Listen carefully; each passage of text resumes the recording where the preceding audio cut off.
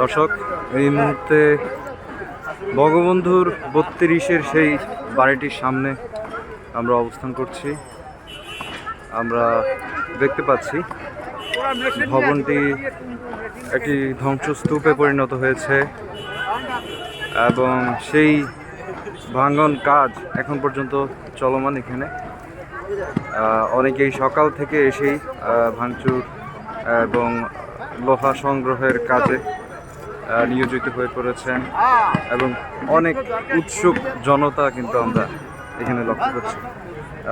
৩২-এর সেই বাড়িটি ছাড়াও পাশের যেই দুইটি ভবন রয়েছে, এই ভবনটি এবং তার পাশে একটি আন্ডার কনস্ট্রাকশন ভবন, সেটিতেও লোকজনের সমাগম রয়েছে এবং এই ভবনটিতেও আমরা যেমনটি দেখতে পাচ্ছি অনেকেই এখন পর্যন্ত সেটি ভাঙচুর করছেন।